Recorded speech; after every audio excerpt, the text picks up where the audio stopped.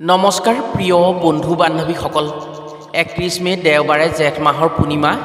এইবাৰ জেঠ মাহটো মল মাহ হোৱাৰ বাবে এই পূৰ্ণিমাত এক মহাসংযোগ ঘটিবলৈ গৈ আছে। এই মহাসংযোগৰ ফলত শনি আৰু মংগলৰ শুভ প্ৰভাৱ পৰিব সাত ৰাশিৰ ওপৰত। এই সাত ৰাশিৰ বাবে আগন্তুক 3 বছৰৰ বাবে শনি মংগলৰ বিশেষ শুভ প্ৰভাৱ থাকিব, যাৰ পৰিপ্ৰেক্ষিতত এই 3 বছৰৰ ভিতৰত সাত ৰাশিৰ ব্যক্তিৰ ক্ষেত্ৰত ৰাজভোগ আহি মহা সৌভাগ্য আহিব। জ্যোতিষশাস্ত্ৰৰ মতে শনি আৰু মংগলৰ শুভ প্ৰভাৱ একেলগে যি ৰাশিৰ ওপৰত পৰে, সেই শুভ প্ৰভাৱে নিষ্পত্তি ব্যক্তিকো কোটিপতি হোৱাৰ সুযোগ দিয়ে, ভাগ্য উদয় হয়। এটা কথা সঁচা যে এই 3 বছৰৰ ভিতৰত সাত ৰাশিৰ যোগ্যতা থকা ব্যক্তিসকলে চাকৰি বা কৰ্মসংস্থাপন পাবই। কৰ্মক্ষেত্ৰত অধিক সফলতা লাভ কৰিব পাৰিব। ব্যৱসায় বাণিজ্যত প্ৰচুৰ পৰিমাণে লাভালাভ আদায় কৰিব পাৰিব। বিশেষকৈ 31 মে'ৰ পৰা শনিৰ শুভ প্ৰভাৱৰ লগতে গুৰু বৃহস্পতি আৰু মংগলৰ অতি শুভ প্ৰভাৱ পৰিব। ভাগ্য উদয় হৈ নিজৰ জীৱনত এক উন্নতিৰ স্থিতিত উপনীত হ'ব পাৰিব। 3 গ্ৰহৰ মহাসংযোগত জেঠ মাহৰ পূৰ্ণিমাৰ পৰা তেওঁলোকৰ জীৱনৰ গতিপথ পৰিৱৰ্তন হ'ব। আজিৰ ভিডিঅ'ত আমি আপোনাক জনাম যে জেঠ মাহৰ পূৰ্ণিমাৰ পৰা শনি মংগলৰ সংযোগ আৰু গুৰু গ্ৰহৰ বিশেষ কৃপাত 3 বছৰৰ ভিতৰত কোন সাত ৰাশিয়ে সাংঘাতিক উন্নতি আনি কেনেকৈ সফলতা লাভ কৰিব পাৰিব, কি ক্ষেত্ৰত অধিক ফলৱান হ'ব তেওঁলোক, এই 3 বছৰৰ ভিতৰত তেওঁলোকে কোনসমূহ কাৰ্যৰ জৰিয়তে অধিক লাভৱান হ'ব পাৰিব, মল মাহৰ পূৰ্ণিমাত কি কাম ঘৰত কৰি থ'ব পাৰিলে নৱগ্ৰহৰ সম্পূৰ্ণ কৃপা পৰে, যিকোনো ব্যক্তিৰ সৌভাগ্য মুকলি হয়।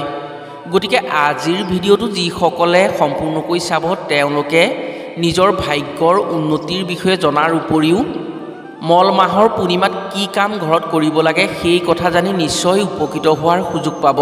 মল মাহ প্ৰতি 3 বছৰৰ মূৰত এবছৰ পৰে আৰু এই মাহৰ পূৰ্ণিমাত গ্ৰহ নক্ষত্ৰৰ গতিপথ সাল সলনি হয় আৰু গ্ৰহৰ নজৰ অতি তীক্ষ্ণ হয়। জ্যোতিষশাস্ত্ৰৰ মতে এনে সময়ত শনি আৰু মংগলৰ শুভ সংযোগ হৈ গুৰুৰ যদি শুভ প্ৰভাৱ পৰে, তেনে সেই ৰাশিয়ে বিভিন্ন ক্ষেত্ৰত উন্নতি কৰিব পাৰে 3 বছৰৰ ভিতৰত, আৰু সেই সময়ছোৱাৰ ভিতৰত সেই ৰাশি ৰজা হৈ পৰে। তেওঁলোকৰ সৌভাগ্য আহে, কৰ্ম উন্নতি হয় আৰু সুযোগ সুবিধা আহে।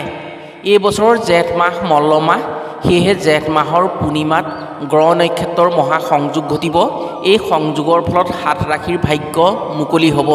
প্ৰিয় বন্ধু বান্ধৱীসকল, তেনে জানো আহক জেঠ মাহৰ পূৰ্ণিমাৰ পৰা শনি মংগল আৰু গুৰু বৃহস্পতিৰ কৃপাত কোন ৰাশিৰ সৌভাগ্য মুকলি হৈছে, কোনবোৰ দিশত তেওঁলোকে অধিক সুযোগ সুবিধা পাব, এই পূৰ্ণিমাত কি কাম নিজৰ ঘৰত কৰি ৰাখিব পাৰিলে সৌভাগ্য মুকলি হয়, দুখ দৰিদ্ৰতা দূৰ হয়।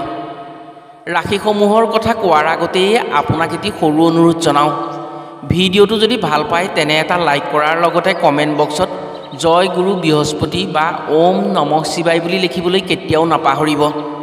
আৰু যদি আমাৰ চেনেললৈ প্ৰথম আহিছে তেনে চেনেলটো ছাবস্ক্ৰাইব কৰাৰ লগতে অন্য 10জনে উপকৃত হোৱাকৈ ভিডিঅ'টো শ্বেয়াৰ কৰিবলৈ অনুৰোধ জনালোঁ। জেঠ মাহৰ পূৰ্ণিমাত শনি মংগল আৰু গুৰুৰ বিশেষ কৃপা লাভ কৰা প্ৰথম ৰাশি হৈছে মেষ ৰাশি। জেঠ মাহ হৈছে মল মাহ। এই মাহৰ পূৰ্ণিমাৰ দিনা এক বিৰল সংযোগ হ'বলৈ গৈ আছে।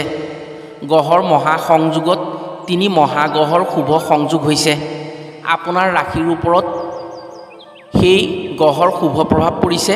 ফলস্বৰূপে এই শুভ সংযোগত 3 বছৰ ধৰি আপোনাৰ ৰাশিৰ ওপৰত থাকিব।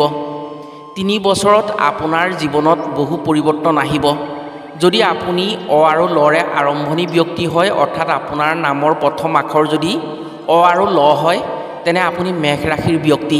জেঠ মাহৰ পূৰ্ণিমাৰ পৰা আপুনি যথেষ্টখিনি সুযোগ সুবিধা পাব। আপোনাৰ জীৱনলৈ সৌভাগ্য আহিব। আপুনি এটা ভাল স্থানত উপনীত হ'ব পাৰিব।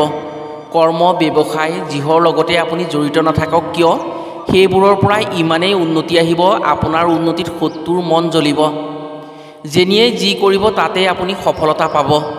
বিশেষকৈ শনি মংগলৰ সংযোগত যদি গুৰুৰ শুভ দৃষ্টি থাকে তেনে ৰাজভোগ আহে। মেষ ৰাশিৰ ক্ষেত্ৰত চাকৰি প্ৰত্যাশিত প্ৰাৰ্থীৰ বাবে অতি সুবৰ্ণ সুযোগ আহিছে। এই 3 বছৰত তেওঁলোকে যদি অলপ কষ্ট কৰে তেনে এই 3 বছৰত তেওঁলোকে চাকৰি নিশ্চিত কৰিব পাৰিব। চাকৰিৰ পদোন্নতিৰ লগতে শুভ সংযোগ দেখা গৈছে।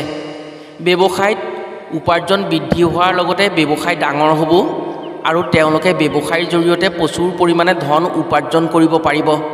শৈক্ষিক দিশত মেষ ৰাশিৰ যিসকল ল'ৰা ছোৱালী আছে তেওঁলোকে নাম কৰিব পাৰিব এই 3 বছৰৰ ভিতৰত। পাৰিবাৰিকভাৱে সুখ শান্তি দেখা গৈছে মেষ ৰাশিৰ ব্যক্তিৰ ক্ষেত্ৰত। বিশেষকৈ জেঠ পূৰ্ণিমাৰ পৰা 3 বছৰ আপোনাৰ অৰ্থ সংকট কেতিয়াও হ'ব নোৱাৰে। টকাৰ সোঁত বব আপোনাৰ জীৱনলৈ আৰু টকাৰে যিকোনো কাম আপুনি সমাধান কৰিব পাৰিব, সমাধানৰ পথ ওলাব। স্বাস্থ্যৰ দিশত আপুনি কিছু অসুবিধাৰ সন্মুখীন হৈ আছে, কিন্তু জেঠ মাহৰ পূৰ্ণিমাৰ পৰা সেই অসুবিধা দূৰ হ'ব। মংগলৰ কৃপাত আপোনাৰ স্বাস্থ্যজনিত সমস্যাসমূহ দূৰ হোৱাৰ পথ ওলাব। দ্বিতীয় ৰাশি হৈছে মিথুন ৰাশি। জেঠ মাহৰ পূৰ্ণিমাত যি 3 গ্ৰহৰ মহাসংযোগ হ'ব, সেই মহাসংযোগৰ ফলত আপোনাৰ ৰাশিৰ ওপৰত বিশেষ সুবিধা আহিব। কিছুমান এনে সুযোগ আপোনাৰ বাবে আহিব, সেই সুযোগ আপোনাৰ জীৱনত কেতিয়াও আশা বা কল্পনা কৰা নাছিল। একেবাৰে সুবৰ্ণ সুযোগ আহিব আপোনাৰ কেৰিয়াৰত। কৰ্মক্ষেত্ৰত আপোনাৰ সৌভাগ্য আহিছে। শনিৰ শুভ প্ৰভাৱত আপোনাৰ কৰ্মৰ সাংঘাতিক পৰিৱৰ্তন আহিব। যি কাম কৰি আছে বা যি কষ্ট কৰি আছে সেই কামসমূহৰ পৰা যি উপাৰ্জন হৈছে, পূৰ্ণিমাৰ পৰা অহা 3 বছৰত আপুনি সেই কামৰ পৰা 10 গুণ বেছি উপাৰ্জন পাব। যদিও ধন টকা পইচাৰ ক্ষেত্ৰত উপাৰ্জন আপোনাৰ ঠিকে আছে, তথাপিও ধন টকা পইচা আপোনাৰ আনৰ বাবে খৰচ হৈ আছে, নাইবা বহু ক্ষেত্ৰত আনে আত্মসাৎ কৰিছে। শনিয়ে আপোনাৰ সুখ কাঢ়ি লৈছে। কিন্তু জেঠ মাহৰ পূৰ্ণিমাৰ পৰা শনিৰ লগতে গুৰু আৰু মংগল শুভ হোৱাত ধন টকা পইচাৰ দিশটো অতি ভাল দেখা গৈছে। আপোনাৰ ভবাতকৈ বহু বেছি পৰিমাণে ধন টকা পইচা আপোনাৰ হাতলৈ আহিব আৰু সেই ধন টকা পইচা আজাবাজা খৰচ নহয় বা অবাবত খৰচ নহয়। নতুন কাম, নতুন চাকৰি, নতুন ব্যৱসায়ৰ সংযোগ হ'ব। পাৰিবাৰিকভাৱে আপুনি অতি সুখী হ'ব পাৰিব। আপোনাৰ পাৰিবাৰিক ক্ষেত্ৰখন অতি শুভ দেখা গৈছে। সন্তানৰ পৰা সুখী অনুভৱ কৰিব পাৰিব এই দিনটোৰ পৰা। প্ৰিয়জনৰ পৰা সঁচা মৰম পাব। মিথুন ৰাশিৰ প্ৰেমিক প্ৰেমিকাৰ বাবে এই 3 বছৰ অতি ৰোমাঞ্চক বছৰ হ'ব। এই 3 বছৰত প্ৰেমিক প্ৰেমিকাই অতি সুখী হ'ব পাৰিব। মনে বিচৰাজনৰ সৈতে বিবাহত সুযোগ আহিব। শৈক্ষিক দিশত উন্নতি বহু দেখা গৈছে, কিন্তু মাজে মাজে শিক্ষাৰ জীৱনত কষ্ট পাবলগীয়া হ'ব পাৰে। জেঠ মাহৰ পূৰ্ণিমাৰ পৰা গুৰু মংগল আৰু শনিৰ শুভ সংযোগত ৰাজভোগৰ সুযোগ অহা তৃতীয় ৰাশি হৈছে সিংহ ৰাশি। যদি আপোনাৰ নামৰ প্ৰথম আখৰটো ম আৰু মূৰ্ধন্য তৰে আৰম্ভণি হৈছে, তেনে আপুনি এজন সিংহ ৰাশিৰ ব্যক্তি। আপুনি জীৱনত বহু পাবলগীয়া বস্তু হেৰুৱাই আছে।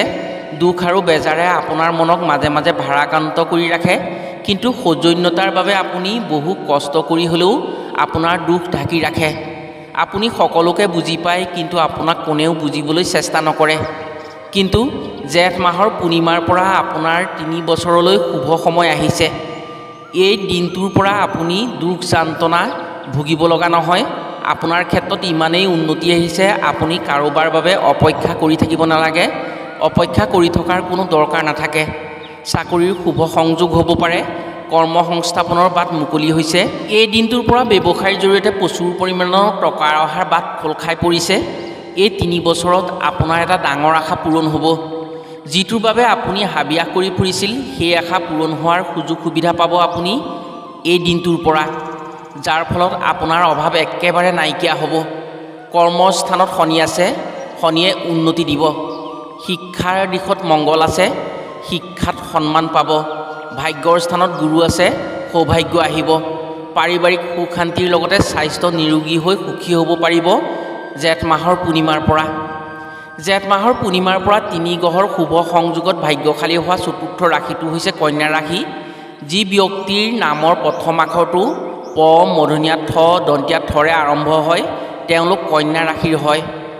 মল মাহৰ পূৰ্ণিমাৰ পৰা আপুনি এক অদ্ভুত সফলতা আনিব পাৰিব। বিশেষকৈ আপোনাৰ ব্যৱসায়ৰ দিশত বেছি সফলতা পাব। আপোনাতকৈ ডাঙৰ ব্যৱসায়ীৰ সৈতে আপুনি সংযোগ হ'ব পাৰিব বা সেই ব্যৱসায়ীৰ পৰা আপুনি সহায় পাব। টকা পইচাৰ দিশত আপুনি এই সময়ছোৱাত এটা ভাল স্থিতি লাভ কৰিব পাৰিব। গুৰুৰ কৃপাত টকা অহাৰ পথসমূহ আপোনাৰ বাবে খোল খাই পৰিছে। আপোনাৰ হাতলৈ প্ৰচুৰ পৰিমাণে ধন টকা পইচা আহিব। যদি আপোনাৰ মনত কিবা এটা কৰাৰ ভাৱ আছিল, এই 3 বছৰৰ ভিতৰত আপুনি সেই কামটো কৰাৰ সুযোগ পাব পাৰে। মংগলৰ শুভ প্ৰভাৱ পৰিছে আপোনাৰ ওপৰত, সেইকাৰণে আপোনাৰ শুভ কামৰ সংযোগ আছে। আপোনাৰ দ্বাৰা মাংগলিক কামৰ সমাধান আছে। বিয়া বাৰু হ'ব পাৰে বা কোনো ভাল কামৰ সুযোগ আহিব পাৰে আপোনাৰ বাবে। যিসকলে শিক্ষা গ্ৰহণ কৰি আছে তেওঁলোকে কিছু কিছু ক্ষেত্ৰত সাৱধান হ'ব লাগিব। ৰাহুৱে কিছু ক্ষেত্ৰত আপোনাক আমনি কৰিব পাৰে, আনৰ প্ৰৰোচনাত পেলাই আপোনাক বিপথে পৰিচালিত কৰিব পাৰে। সেয়েহে আনৰ কথা কম শুনিলে শুভ হ'ব আপোনাৰ ক্ষেত্ৰত। পূৰ্ণিমাৰ দিনা যদি কন্যা ৰাশিৰ ব্যক্তিয়ে কোনো নিসহায় লোকক অন্ন দান কৰিব পাৰে তেনে এনে সমস্যাৰ পৰা ৰক্ষা পৰিব পাৰিব। জেঠ মাহৰ পূৰ্ণিমাৰ পৰা নৱগ্ৰহৰ মহা সংযোগৰ ফলত গুৰু গ্ৰহৰ লগতে মংগল আৰু শনিৰ শুভ সংযোগত ভাগ্য উদয় হোৱা পঞ্চম ৰাশিটো হৈছে মকৰ ৰাশি। যদি আপোনাৰ নামৰ প্ৰথম আখৰ খ আৰু বৈজ্ঞা জৰে আৰম্ভণি হৈছে তেনে আপুনি এজন মকৰ ৰাশিৰ ব্যক্তি। এই বিশেষ দিনটোৰ পৰা আপোনাৰ জীৱনত এক বিশেষ পৰিৱৰ্তন আহিব। আপোনাৰ কেৰিয়াৰত এনে কিছুমান সুযোগ সুবিধা আহিব যাৰ জৰিয়তে আপুনি বিচাৰি ফুৰা কিছুমান সুযোগ সুবিধা পাই যাব। গুৰুৰ শুভ দৃষ্টিত আপুনি অৰ্থ সম্পদ লাভ কৰিব পাৰিব। ধনেৰে আপুনি ভঁৰাল বান্ধিব পাৰিব। মাটি গাড়ী ঘৰ সম্পদৰ গৰাকী হোৱাৰ আপোনাৰ সুযোগ সুবিধা আহিব। মংগলৰ শুভ দৃষ্টি থকাৰ বাবে যিকোনো প্ৰকাৰে কৰ্ম সংস্থাপনৰ সংযোগ হৈ আশা পূৰণত সহায় হ'ব। শত্ৰুৰ পৰা যি অশান্তি মাজে মাজে আপুনি পাই আছিল সেই অশান্তি দূৰ হ'ব। শনিৰ কৃপাত আপোনাৰ শত্ৰু নাশ হ'ব। হেৰুৱা ধন উদ্ধাৰৰ সুযোগ আহিব। পাৰিবাৰিকভাৱে সুখী হৈ থাকিব পাৰিব যদিও পৰিয়ালত আন সদস্যৰ বেমাৰ ব্যাধিত মোটা পৰিমাণৰ ধন খৰচ হ'ব পাৰে। প্ৰেম বিবাহৰ যোগ আছে। আপোনাৰ দ্বাৰা শুভ কামৰ সমাধান হ'ব পাৰে আগন্তুক দিনত। ইয়াৰ পিছৰ ৰাশি হৈছে কুম্ভ ৰাশি। জেঠ মাহৰ পূৰ্ণিমাৰ পৰা আপোনাৰ দুখ কষ্টৰ অন্ত পৰি সুখ শান্তি আহিব। তলৈ ধন আহিব। হঠাৎ ধন প্ৰাপ্তি হৈ আপোনাৰ মন বাঢ়িব পাৰে। চাকৰি বাকৰিৰ ক্ষেত্ৰত শুভ হ'ব। শুভ সংযোগ আছে। চাকৰিৰ ক্ষেত্ৰত পদোন্নতি হ'ব। ব্যৱসায়ত অত্যন্ত ভাল ফলাফল দেখুৱাব পাৰিব আপুনি। পৈতৃক সম্পদৰ জৰিয়তে অৰ্থনৈতিক ক্ষেত্ৰত সকাহ পাব। বিদেশ ভ্ৰমণৰ সুযোগ আহিব পাৰে আপোনাৰ আৰু আপুনি বাহিৰা শক্তিৰ দ্বাৰা উন্নতি কৰিব পাৰিব। বাহিৰা শক্তিৰ দ্বাৰা আপোনাৰ উন্নতিত সহায় হ'ব। শৈক্ষিক দিশত নাম কৰিব পাৰিব আৰু মনে বিচৰা সম্পদ আহৰণ কৰি সুখী হ'ব পাৰিব। জেঠ মাহৰ পূৰ্ণিমাৰ পৰা তিনি গ্ৰহৰ শুভ সংযোগত ভাগ্যশালী হোৱা 7 নম্বৰ ৰাশিটো হৈছে মীন ৰাশি। যিসকল ব্যক্তিৰ নামৰ প্ৰথম আখৰটো প্ৰথম চ আৰু দন্তীয়া দৰে আৰম্ভণি হয় তেওঁলোকৰ বাবে আগন্তুক 3 বছৰ শনি মংগল আৰু বৃহস্পতি গ্ৰহৰ পূৰ্ণ কৃপা থাকিব। যিকোনো দিশত সফলতা লাভ কৰিব পাৰিব। এই জেঠ মাহৰ পূৰ্ণিমাৰ পৰা আপুনি হঠাৎ ধন প্ৰাপ্তি হ'ব পাৰে। কোনো সামাজিক কামত সফলতাৰে আগুৱাই সন্মানিত হ'ব পাৰে। যিসকলে ব্যৱসায়ৰ লগত জড়িত হৈ আছে মীন ৰাশিৰ ব্যক্তি তেওঁলোকে জেঠ মাহৰ পূৰ্ণিমাৰ পৰা নতুন কিবা এটা কৰাৰ সুযোগ পাব।